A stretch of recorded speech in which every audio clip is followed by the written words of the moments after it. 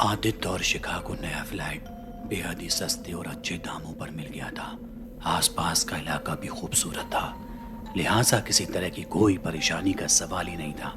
आदित्य रोज सुबह करीब 9 बजे ऑफिस रवाना होता और देर शाम घर लौटता।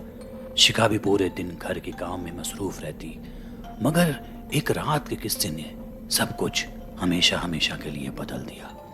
वो तारीख थी 28 जनवरी 2023, जब आधी रात आदित्य की आंखों से अचानक नींद उड़ गई। वजह थी टेलीफोन की एक आवाज़।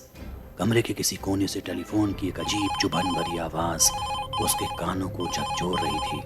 लिहाजा ये आवाज़ क्या थी, आदित्य ने इसका पता लगाने का फैसला किया। वो घर के ड्राइंग रूम की तरफ बढ़ा, जो पूरी तरह से सन्नाटे की गर्द में था, और वो आवाज़ कहीं गुम हो गई थी। आदित्य से महज अपना एक वहम मानकर दोबारा बिस्तर की तरफ लौट ही रहा था कि तभी अचानक टेलीफोन की वो फिर घंटी बजती है। आदित्य ने इस बार यकीनन उस आवाज़ को अपने करीब पाया था। वो पीछे मुड़ा और दौड़कर किचन की तरफ गया। उसने पहली बार इस आवाज़ को अपने इतने करीब पाया। वो शायद स्टोर रूम से आ रही थी, जिसका छोटा सा दरवाज़ा खुला हुआ था। आदित्य धीरे धीरे उसकी तरफ बढ़ने लगा। जैसे ही वो स्टोर रूम में दाखिल हुआ, उसकी नज़रों के सामने एक पुराना सा टेलीफोन पड़ा दिखाई दिया।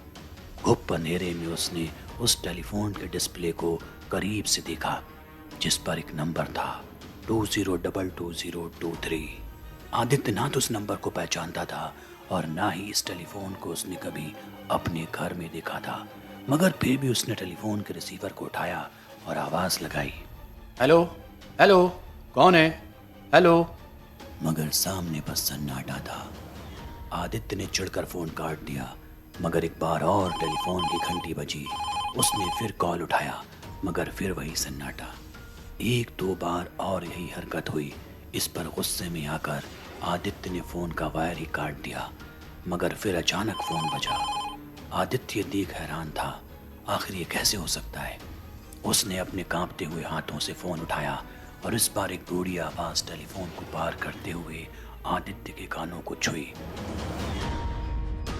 रिसीवर के उस तरफ कोई शख्स था जो धीरे धीरे रो रहा था।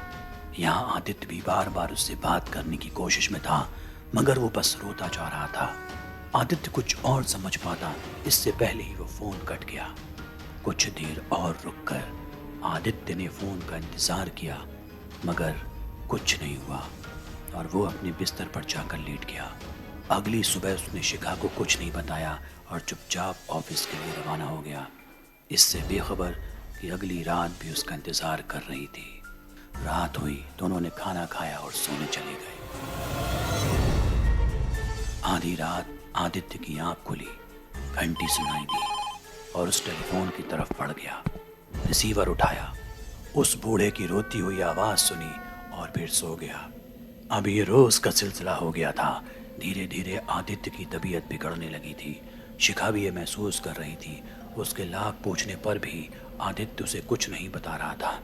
लिहाजा उसने रात में जागने का फैसला किया, ताकि वो समझ सके कि आखिर आदित्य के साथ हो क्या रहा है।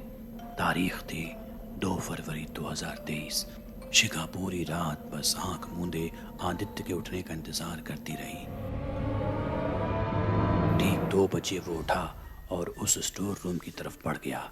शिखा पीछे पीछे गई और देखा कि आदित्य उस फोन पर किसी की रोती आवाज़ सुन रहा है। थोड़ी देर बाद फ़ोन रखा और चुपचाप दीवार की एक तरफ से टिका कर बैठ गया। शिखा धीरे से उस टेलीफोन की तरफ बढ़ी। उसकी नज़र उस डिस्प्ले पर पड़ी, जहां वही नंबर दिख रहा था 20222023। शिखा भी उस टेलीफोन के बारे में सोच ही रही थी कि पीछे से उसे एक ज़ोरदार चीख सुनाई दी।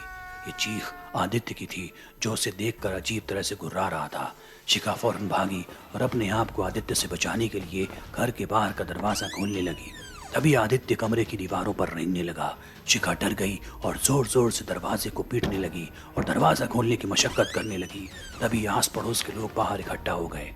जैसे ही आदित्य ने भीड़ की आवाज़ सुनी, ना मालूम उसे क्या हुआ, वो दौड़ा और 29वें माले पर मौजूद फ्लैट की खिड़की से कूद पड़ा। मौके पर ही उसकी मौत हो गई। पुलिस पहुंची, तफ्तीश शुरू हुई और फिर खुलासा हुआ एक खौफनाक कहानी का। आस पड़ोस के लोगों ने बताया कि कुछ साल पहले यहाँ एक बाप बेटा रहा करते थे। बाप की उम्र काफ़ी ज़्यादा थी और बेटा अभी जवान था, मगर बेहद ही बिगड़ैल किस्म का। वो हमेशा नशे में धुत रहता और इसके लिए अपने बाप से पैसे मांगता। एक रोज़ जब बाप ने उसे पैसे देने से मना कर दिया तो बेटा गुस्से में आकर अपने बाप के साथ मारपीट करने लगा और उसे स्टोर रूम में बंद कर दिया। कुछ दिनों तक बूढ़ा वहीं बंद रहा। उस स्टोर रूम में उसके पास एक टेलीफोन भी था, मगर वो काम नहीं करता था, लिहाजा वो बूढ़ा आदमी तड़प तड़प कर मर गया। जब इसकी खबर पुलिस को लगी तो बेटे को गिरफ्तार किया गया और स्टोर रूम से उस बूढ़े बाप की लाश बरामद की गई। लोगों ने बताया कि तब से लेकर अब तक कई लोग इस फ्लैट में बहुत कुछ भुगत चुके हैं। देर रात एक टेलीफोन में घंटी बजती है जिसमें मौत की तारीख संख्या में लिखी होती है और वो दिन उस शख्स का आखिरी दिन होता है। अब शिखा भी समझ गई कि दरअसल टेलीफोन में डिस्प्ले हो रहा वो नंबर 20222023 दरअसल आदित्य की मौत की तारीख थी, यानी 2 फरवरी 2023।